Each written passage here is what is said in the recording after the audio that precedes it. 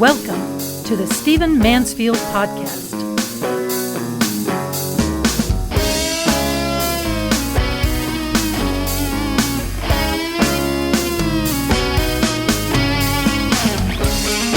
Hey, welcome to the Stephen Mansfield Podcast. So glad you're joining me. Listen, I'm going to hit something hard in this podcast, and if you're an educator in particular, I want you to listen up and see how you can make a difference in this area. It's something that's plaguing our society, it's something that's causing great devastation, and it's something that we can fix in our time. Let me start this way. After that horrible day of September 11, 2001, not long afterwards, on September 15th, a 49-year-old Sheikh gas station owner in Mesa, Arizona, was shot and killed by a man named Frank Rogue. It turned out that Rogue had mistaken this Sheikh with his beard and turban for a Muslim, the kind of guys who flew the planes on September 11th. Rogue protested to police, "I'm a patriot, I'm an American, I'm a damn American." And so Rogue, who didn't know the difference between Sikhs and Muslims, killed a Sikh gas station attendant. The next month, 3 teenagers in Palermo, New York, burned a Sikh temple to the ground because they thought it was named for Osama bin Laden. On October 4th, 2011, a month later, a man in Texas named Mark Stroman decided he would seek revenge for the horrors of a few weeks before. He used his .44 caliber chrome-plated pistol to murder Vasudev Patel, a Mesquite, Texas convenience store owner. He felt justified in doing that because he knew that this was a man like those who had flown the planes. He was a Middle Eastern guy. Now, of course, it's immoral and ridiculous to think he could kill a man who was just from the Middle East. But it turned out this man wasn't from the Middle East. He was from India, and he was a Hindu. What's my point? Obviously, these are immoral murders. Obviously, these are vile. Obviously, these people are idiots. And I could talk about the murders and the vengeance and all of that for the rest of my life. What I want to talk about, though, is the simple religious ignorance that these shootings reveal. These idiots couldn't tell the difference between a Muslim and a Sikh. They didn't know the difference between a Muslim and a Hindu. And this kind of ignorance is rife throughout our society, and it's causing us great difficulty. Let me tell you what you already know, and that is that it is possible to go through your entire elementary school and high school career in America and never take a class that's a survey of world religions, never understand about what other religions believe. In fact, it's possible to go through elementary school, high school, a bachelor's degree, a master's degree, and a doctorate, even in the liberal arts, and never have taken a comparative religions class, never have been taught the differences of religions, between religions. This has had a profound effect upon our foreign policies. This has had a profound effect upon our governments.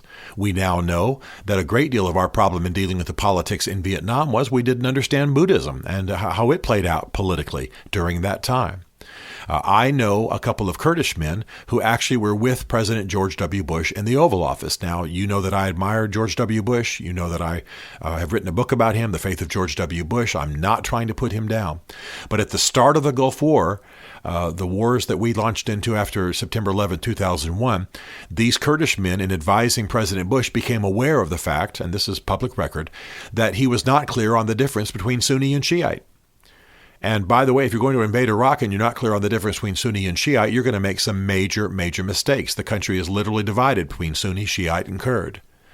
And we did make those mistakes, and ignorance of that subject did pervert and deform our attempts to rebuild that nation after Saddam Hussein.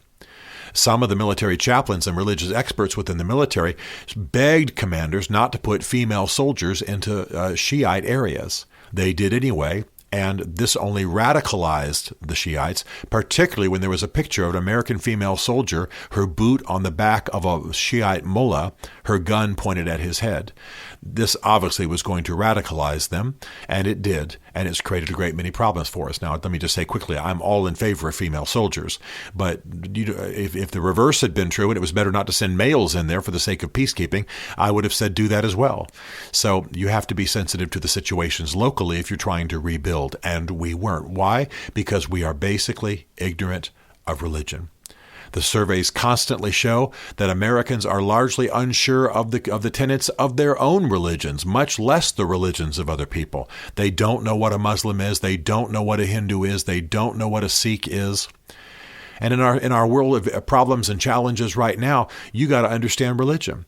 For example, President Assad of Syria, this tyrant who's caused so much problem there in the Syrian civil war, he's not a Muslim. He's an Alawite. Well, what do they believe? Do you know? Well, we should. If you're trying to work in Iraq, I do, by the way, in working with the Kurds, and of course our government is constantly trying to bring peace and order to that troubled country, you have to understand the difference between Sunni Muslim and Shiite Muslim. You have to understand how the Kurds are different from both in terms of, and incorporate both. If you're going to understand recent history, you have to understand that Iran is largely a Shiite country and Iraq is largely a Sunni country. You have to know the differences between those two. You have to know what's going on there. Religion is huge in these matters, huge. And by the way, if you're going to understand American politics, you have to understand the various shades of Catholicism. The most represented religion in our government circles, in our Supreme Court, in our Congress, is Catholicism. But there are different varieties of Catholicism. There's conservative Catholicism and there's Joe Biden Catholicism. You have to understand the influence of these things. People sometimes want to look at the Barack Obama administration as though it was apart from faith. It was one of the most faith-informed administrations in American history. It was just a kind of faith that many Americans are not familiar with. Now we've got Donald Trump, and he's very informed by faith and very influenced by evangelical preachers. What is evangelicalism? How does evangelicalism differ from normal traditional Christianity? What's the difference? What are the variations on a theme? Why would Donald Trump be drawn to this? And why then would he be talking about following Jesus and being a Christian? And why would he be talking about taking on things like the Johnson Amendment and so on, which is all about religion and its voice in politics? You hear my point. My point is not to put us down. My point is not to chastise us. My point is to say that we are a society that is religiously ignorant. We're not living in Europe. We're not living in more mixed cultures where you have a majority, you can even have a majority or large factions of different religions that have to learn about each other. We largely live in isolation. We largely live siloed.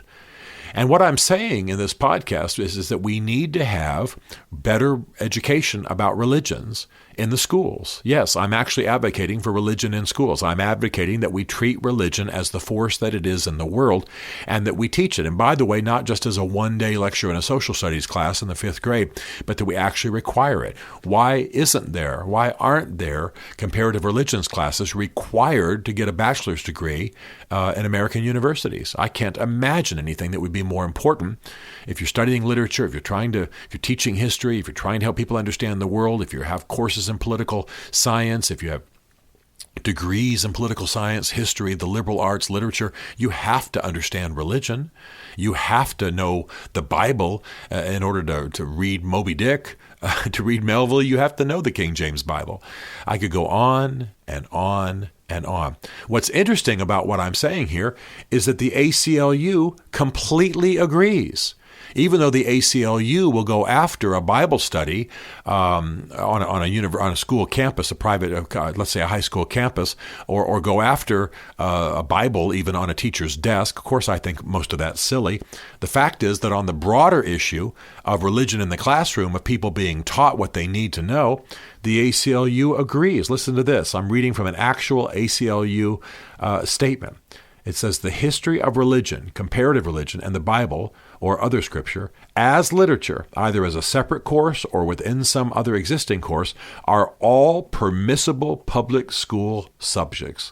It is both permissible and desirable to teach objectively about the role of religion in the history of the United States and other countries. One can teach that the Pilgrims came to this country with a particular religious vision, that Catholics and others have been subject to persecution, or that many of those participating in the abolitionist, women's suffrage, and civil rights movements had religious motivations. This is from an ACLU document. And so my point is that even the left, even those who would sue a teacher for having a Bible visible on her desk, or at least sue the school district, strongly urge education in religion as an academic subject. Now, I'm obviously a Christian. I obviously believe my faith is true, just like my Muslim friends believe their faith is true, and my Mormon friends believe their faith is true, etc. But my point is that We can all agree that surveys of religion, for the sake of knowing what's going on in the world, for not being perpetually behind, for not being foolish, for not being unwise in policy, for being able to live in a global society and understand what people believe and why it affects their behavior, this is something that has to happen. We're being affected by it constantly. We're being affected by it in our State Department at this moment. It's stunning what's going on. And by the way, I live in D.C. and have a little bit of a reputation as a man who can advise and consult on these issues. And I only admire the people that I'm about to describe. Please don't think I'm putting them down. But I get calls all the time from people fairly highly placed who are saying, can you give me 5 minutes real quick on what this means? What is an Alawite? What is a Sunni? What is a Shiite? What's the difference? What are the tensions there? What's going on? What's the difference with Filipino Catholicism? What's up with that? How did that develop? That kind of thing. This evangelical thing. Tell me what it is. What's the difference between that and the Catholic Church I've been attending my whole life? People just don't know, and that's okay. It's okay. I'm not putting them down for not knowing, but we are increasingly in a global society. We are increasingly in a religiously infused and intensified world, and we need to understand these things. So here's where I'm coming with this. First of all, if you're in a position of influence, if you can shape curriculums, if you are at a university, if you have any say over curriculum at that university, start to advocate for these things. Even the ACLU is on your side. Courses can be developed. They can be requirements. Sections within existing courses can happen. But think about your own existence. Did you ever have, in your educational history, did you ever have a comparative religions class? It's not likely. I've asked this questions probably of hundreds, if not thousands of people. I've only had a few yeses. Yeah, there was one teacher in my high school who taught this awesome comparative religions class, and it shaped me ever since. I've been told that by a politician. But that politician was one of maybe a handful of people who answered positively. Most people had nothing like it. If you didn't just get the sense of what a Muslim believed in a history class or a social studies class, you just didn't get it. I'm not talking about teaching faith. I'm not talking about trying to make people Muslims or Christians or Hindus. I'm talking about making sure that people in our society understand the difference in religion, the differences between religions and what's going on. It's become a matter of public health now in a post-September 11th world. It's becoming a matter of being able to function in business, in politics, in international affairs, even the benevolence work that is being done, even people going and working in social service organizations internationally. They've got to understand the religious mores of those who are near. And so we must fight this battle. If you're in a position of influence, please start to build this. And even if you're just a guy who says, hey, man, I work down at the office and I don't have any influence in that area, you can begin to learn, first of all, for yourself. Get some good surveys about religion. Read up on them. Just you and Google can get you up to date on most things. Pay attention to the religious side of the news that you're watching. Get a list of the main religions. There are great books on the shelves that are just like the major religions. What do they believe, kind of thing, and they compare them. If you want to read them from your unique theological perspective, I'm sure the bookstore of your faith can recommend these things. For you Christians, for example, there's an author by the name of Boa, B-O-A, who writes about the major religions and cults and so on, and identifies what they believe in very simple terms. And then you can do more reading. But get up to speed. Learn what people believe. Get to know the stuff. And by the way, even if the schools your kids attend don't urge this, you can urge it. You can make sure that they're learning what they're going to learn.